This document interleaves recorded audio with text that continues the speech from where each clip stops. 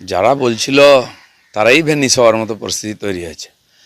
দেখুন, আমি আপনাদেরকে এখানে দাঁড়িয়েই বলেছিলাম যে খুব বড় চ্যালেঞ্জ নিয়েছে নির্বাচন কমিশন 2 ফেজে ভোট করে।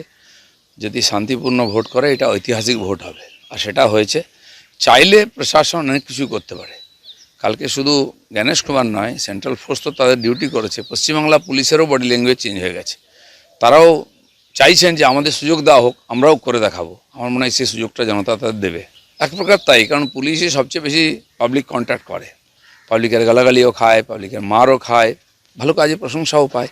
কারণ তারা আগে থেকে বুঝতে পারেন যে কি হতে যাচ্ছে।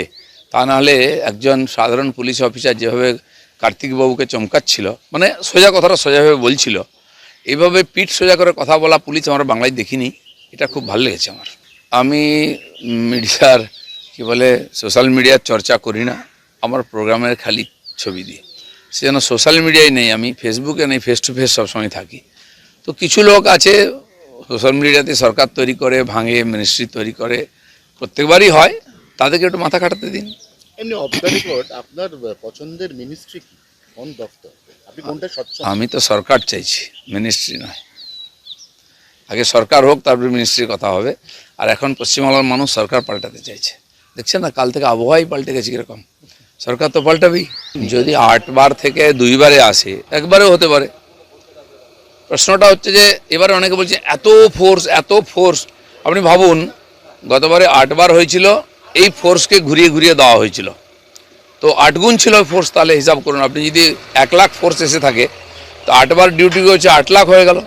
এবারে তো 2 বার হয়েছে, যদি 2 লাখ ফোর্স এসে থাকে 4 লাখ হয়েছে, আধা হয়েছে। পশ্চিমবাংলার এই ইমেজটা পাল্টানোর দরকার, আর এটা পাল্টানো যেতে পারে, জ্ঞানেশ কুমার দেখিয়েছেন। দেখুন, প্রথম পেজে যে ভোট হয়েছে সেখানেই সংকেত চলে গেছে, এবং ফার্স্ট পেজে 2-3 ঘন্টার মধ্যে টিএমসি বুঝে গেছে তারা হারছে। সেজন্য যেটা আমাদের মাননীয় অমিত শাহ বলে গেছেন 110টা সিট ট্রেন্ড ওইদিকে ফার্স্ট পেজে আছে, তাহলে আর কটা লাগবে? সেকেন্ড পেজও ঠিক সেই একইভাবে। কলকাতাতে 88% ভোট পড়েছে, ঐতিহাসিক। বাকি জায়গায় তো 90%, 85% হতো, সেটা 90-র উপরে গেছে। তো পশ্চিমবাংলার ভোটের যে ট্রেন্ড সেটা বলে দিয়েছে পরিবর্তন হচ্ছে। সেই জন্য আমি যেটা আগেও বলেছি, এখনও বলছি, সাফিসিয়েন্ট মেজরিটি নিয়ে সরকার আসবে।